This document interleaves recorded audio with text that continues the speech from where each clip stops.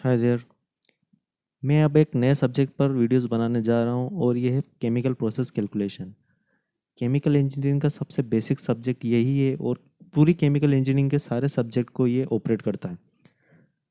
अगर इसके मार्किंग की बात की जाए गेट एग्ज़ाम में तो 3 से 4 मार्क्स के मैक्सिमम क्वेश्चन इससे आते हैं।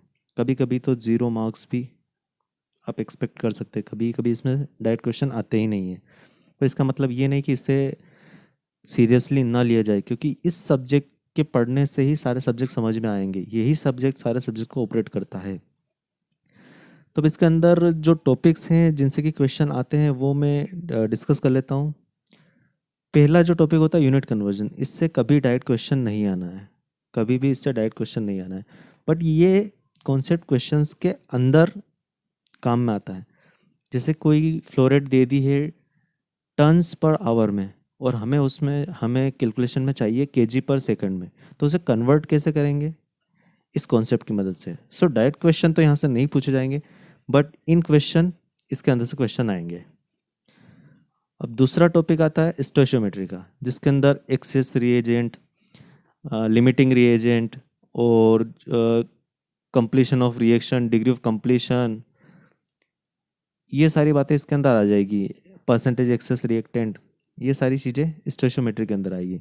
इससे क्वेश्चन पूछे जाते हैं पर रेयरली, बहुत ज़्यादा फ्रिक्वेंटली नहीं पूछे जाते हैं, कम ही पूछे जाते हैं। और अगर पूछे जाएंगे तो 2 मार्क्स में हम एक्सपेक्ट कर सकते हैं, क्योंकि लेंदी क्वेश्चन होते हैं थोड़े, तो इससे 2 मार्क्स में क्वेश्चन पूछे जा सकते हैं। Next, ideal gas, vapour pressure and humidity.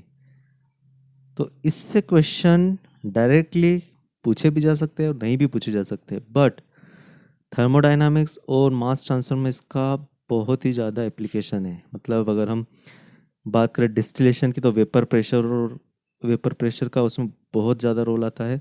और ह्यूमिडिटी तो एक सेम यही चीज़ वापस हमें पढ़ना होती है मास ट्रांसफर में, तो यहाँ पे पढ़ लेंगे वो ज़्यादा सही रहेगा। तो इसे भी हम 1 मार्क का क्वेश्चन मान सकते हैं। ह्यूमिडिटी से रिलेटेड क्वेश्चन 1 मार्क में आ सकता है। और इसके अंदर जो इस वाले टॉपिक के अंदर एक कॉन्सेप्ट आता है wet bulb temperature, dry bulb temperature, saturation condition, वो काफ़ी ज़्यादा इंपॉर्टेंट है और हर इंटरव्यू में वो क्वेश्चन पूछा ही जाता है। अगर आपने मास ट्रांसफर बोल दिया तो फेवरेट सब्जेक्ट, तो ये भी इंपॉर्टेंट चीज़ है। इससे भी हम 1 मार्क्स के क्वेश्चन एक्सपेक्ट कर सकते हैं। इससे लेंदी क्वेश्चन नहीं बन सकते। उसके बाद में डायमेंशनलेस नंबर। डायमेंशनलेस नंबर सबसे ज़्यादा इंपॉर्टेंट चीज़ है। ये हीट ट्रांसफ़र, मास ट्रांसफ़र, सीआरई और एफएम, इन 4 सब्जेक्ट्स में आते हैं। और हर पेपर में, हर किसी पेपर में कम से कम 1 से 2 मार्क्स तो आप मान करके चलिए कि डायमेंशनलेस नंबर से डायरेक्टली डेफिनेशन ही पूछ ली जाती है। तो ये बहुत ज़्यादा इंपॉर्टेंट चीज़ है। और इन सभी सब्जेक्ट में, ये जो 4 सब्जेक्ट मैंने मेंशन करे, इनके जो क्वेश्चंस होते हैं, a lot of problems are being asked based on this dimensionless numbers. तो हम डायमेंशनलेस नंबर वाला जो पार्ट है वो इन इंडिविजुअल सब्जेक्ट्स के अंदर पढ़ेंगे। जब हीट ट्रांसफर पढ़ेंगे तब उससे रिलेटेड डायमेंशनलेस नंबर्स को देखेंगे। और जब मास ट्रांसफर पढ़ेंगे तब मास ट्रांसफर से रिलेटेड डायमेंशनलेस नंबर्स देखेंगे। अब आता है जो मेन पार्ट, जहाँ से क्वेश्चंस इस सब्जेक्ट से डायरेक्टली पूछे जाते हैं, वो है मटेरियल बैलेंस। और मुझे ये समझ में नहीं आता कि स्टूडेंट्स को क्यों इतना डर लगता है मटेरियल बैलेंस से। तो पहली बात तो ये कि मटेरियल बैलेंस सीखना बहुत ज़रूरी है। इसके बिना ना आप हीट ट्रांसफ़र को सोल्व कर पाएंगे, ना मास ट्रांसफ़र। और जो प्रोसेस कंट्रोल जो होता है, केमिकल प्रोसेस कंट्रोल, उसे तो भूल ही जाना। अगर मटेरियल बैलेंस नहीं आता, वो सब्जेक्ट कभी समझ में नहीं आएगा। केमिकल रिएक्शन इंजीनियरिंग में मटेरियल बैलेंस का काफ़ी उपयोग आएगा। सो इससे डायरेक्टली क्वेश्चन भी बनते हैं, 1 मार्क्स के भी बन सकते हैं, 2 मार्क्स के भी बन सकते हैं।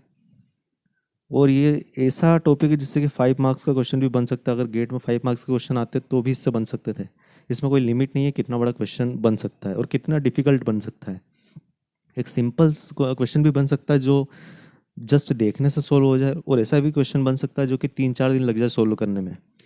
तो ये काफ़ी अच्छा सब्जेक्ट है और मेरे पास इसकी ट्रिक है। मैं इतना सिंपली इसको समझा दूंगा कि कभी किसी को कोई दिक्कत नहीं आएगी मटेरियल बैलेंस सोल्व करने में। एटलीस्ट गेट के जो प्रॉब्लम्स आते हैं उनको सोल्व करने में तो कभी दिक्कत नहीं आने वाली है।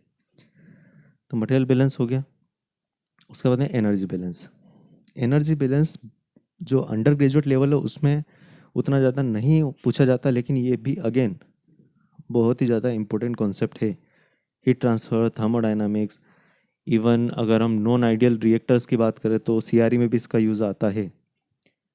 तो ये भी काफ़ी इंपॉर्टेंट है। और मास ट्रांसफ़र के अंदर जो हमारी पॉन्चोन सेवरेट मेथड है आइडियल नंबर ऑफ स्टेजेस निकालने के लिए, उस वो तो रिग्रस एनर्जी बैलेंस उसमें लगता है, एंथैल्पी बैलेंस लगता है।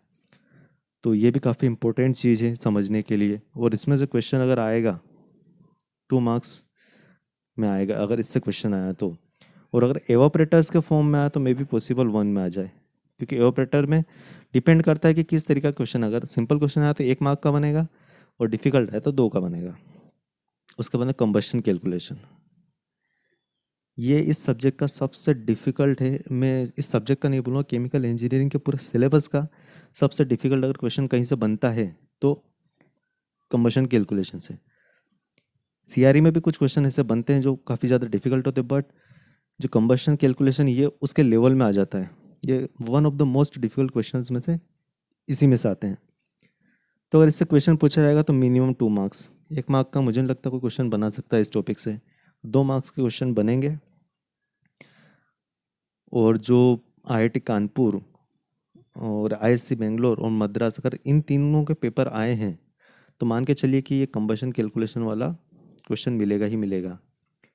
और इसके लिए मैं अभी से बोल देता हूँ कि अगर किसी को इन ऊपर वाले सब्जेक्ट्स में दिक्कत आती है, सॉरी सब्जेक्ट्स नहीं, ऊपर वाले टॉपिक्स में, इन सभी में कोई दिक्कत आती है तो आप छोड़ सकते हैं इसे, क्योंकि ये वो टॉपिक है जो कि रैंक डिसाइड करता है। अगर आपको ऐसा लगता है कि आप रैंक अंडर 100 आ रहे हैं तो इस क्वेश्चंस को अच्छे से प्रैक्टिस करना, नहीं तो बेसिक लेवल का करके छोड़ देना। अगर अच्छा क्वेश्चन आया तो आप कर लेंगे, ज़्यादा डिफिकल्ट आया तो कोई दिक्कत नहीं, क्योंकि ये टाइम भी मांगता है और उसके साथ में फिर इसमें डिफ़िकल्ट क्वेश्चन भी आते हैं। सो ये आपके ऊपर है कि अगर आपको लगता है कि आप कर सकते हैं तो आप बिल्कुल करना, मैं तो करवाऊँगा। ठीक है। और एनर्जी बैलेंस में एक और चीज़ मैं भूल गया था, जो कि हेज़ लॉ वगैरह के क्वेश्चंस आते हैं। सिंपल क्वेश्चन रहते हैं, थोड़ा सा सोचना होता है और आसानी से बन जाते हैं, और 2 मार्क्स दे के चले जाते हैं। तो कुछ इस तरीके से सब्जेक्ट है केमिकल प्रोसेस कैलकुलेशन। तो मैं आपको सजेस्ट करूंगा कि इस सब्जेक्ट को सीरियसली लीजिए और काफ़ी अच्छे इंटरेस्टिंग तरीके से इसे पढ़िए। काफ़ी इंटरेस्टिंग सब्जेक्ट है। आई थिंक सबसे इंटरेस्टिंग सब्जेक्ट यही है हमारे पूरी केमिकल इंजीनियरिंग का, और सबसे बेसिक सब्जेक्ट भी यही है। तो इसे बिल्कुल अच्छे से करना, और चैनल को सब्सक्राइब कर लेना, और अपने दोस्तों के साथ में भी इसे शेयर करना प्लेलिस्ट को, ताकि उन्हें भी फ्री कंटेंट मिल सके। सो मैं नेक्स्ट वीडियो से कंटेंट डिलीवर करना शुरू कर दूंगा। और इन केस डिस्क्रिप्शन को चेक करते रहना, क्योंकि मैं उसमें स्टडी मटेरियल भी डालता रहूँगा। अगर थियोरेटिकल मटेरियल कुछ होगा तो मैं डिस्क्रिप्शन में डाल दूंगा। ठीक है, मिलते हैं नेक्स्ट लेक्चर में।